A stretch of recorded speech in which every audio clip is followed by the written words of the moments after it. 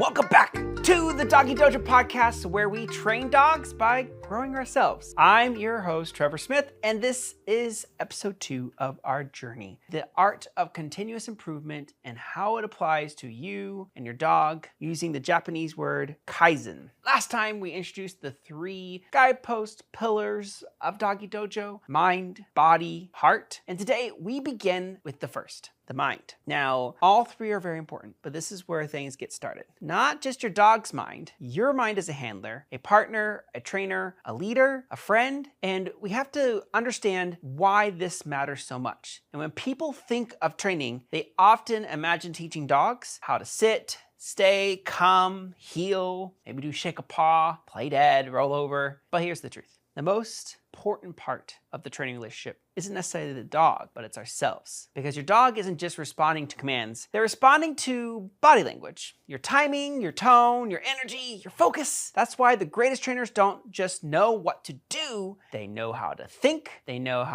like trainers, and they act with intention. They respond, but they're not reacting. They adjust, but they're not really judging, and they observe, but they don't always assume. The pillar of the mind invites us to slow down and become curious, to study the patterns and to get better at asking why, not just shouting what. Why do we want the dog to do this? Not what we want the dog to do necessarily, but why are they responding the way they are?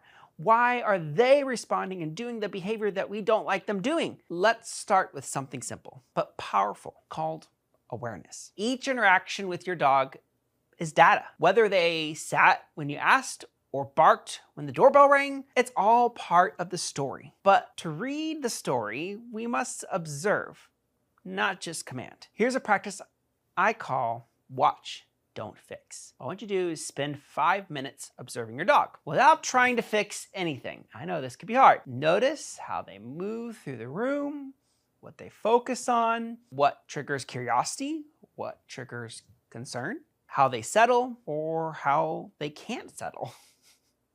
Then ask yourself, what might this behavior be trying to communicate? What's the function behind this behavior? Where might I be part of this pattern that they're doing currently? This practice isn't about judgment. It's about insight.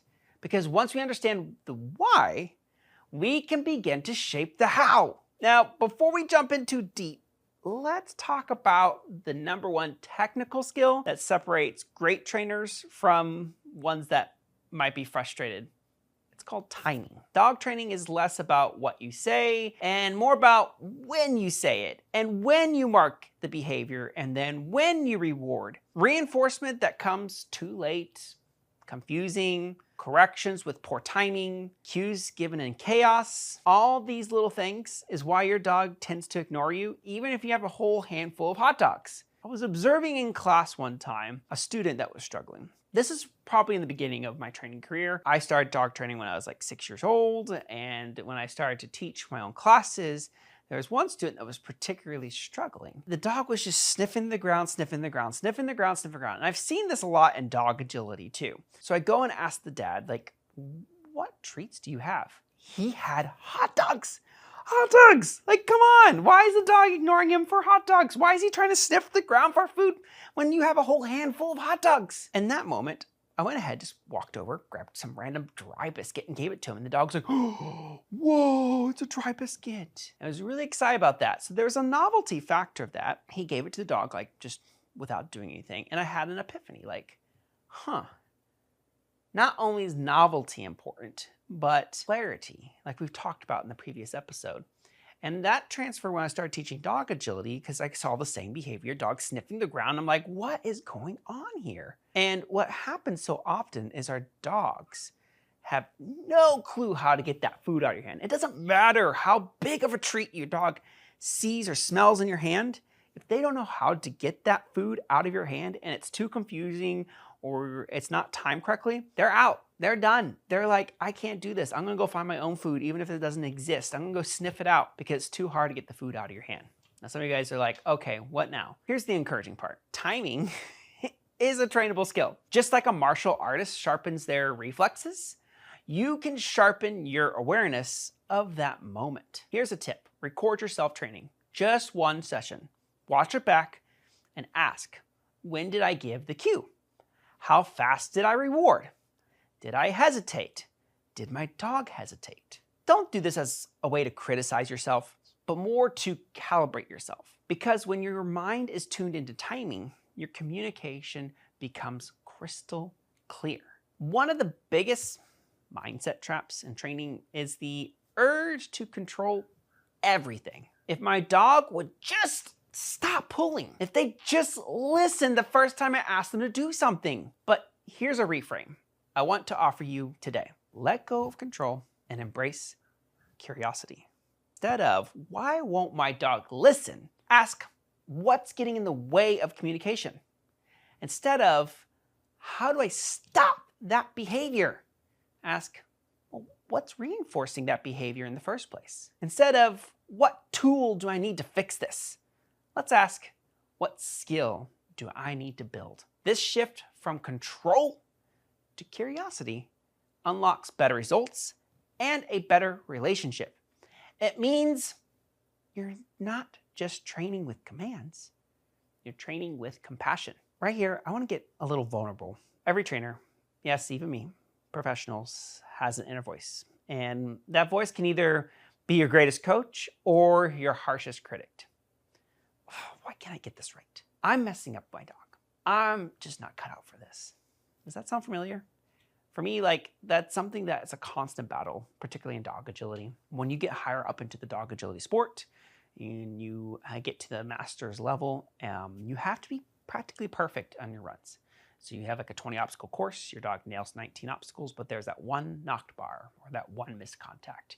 Your dog just made one little mistake, but it was 90 to 98% amazing.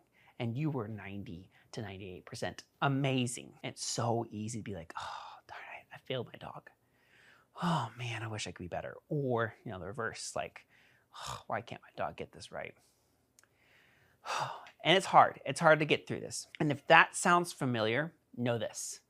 Growth in the mind means reshaping the dialogue. I want you to try this instead. Every mistake is information. I'm learning, and so is my dog. Progress, not perfection. Going back to Kaizen, it means we're never really done growing, but it also means we're never failing when we're learning. Speak to yourself like you'd speak to your dog, with clarity, kindness, and encouragement. That's going to get you through the hard times. And sometimes we just have to take a step back and take some deep breaths to get through this and just rest before we have to process all this. I want to encourage you just to let it go sometimes. And if you have to write down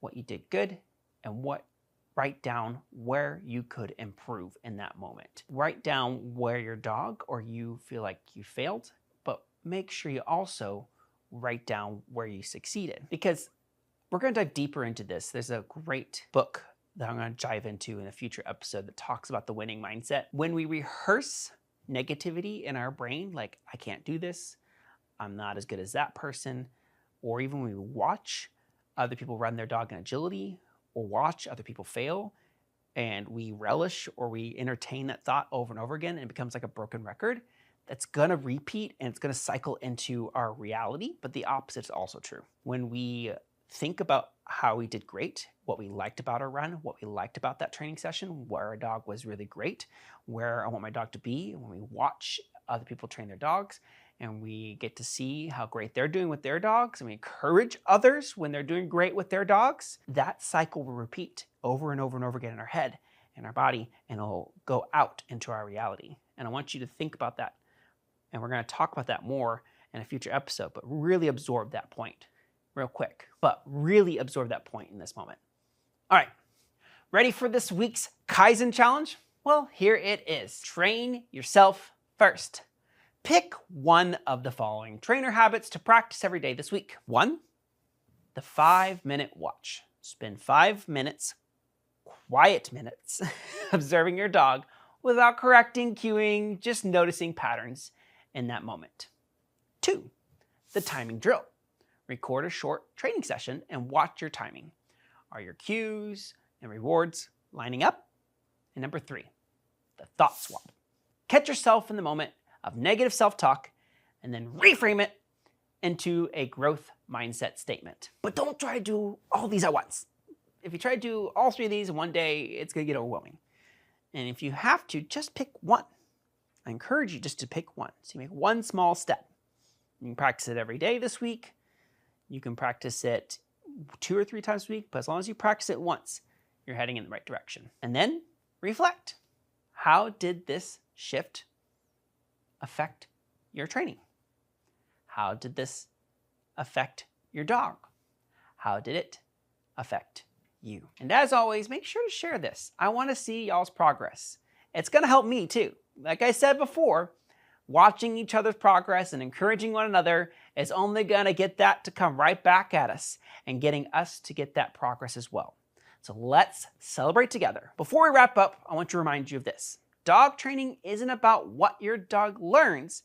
It's about what you and your dog become together. When you train the mind, you gain clarity. When you stay calm in the chaos, you respond with wisdom and not worry.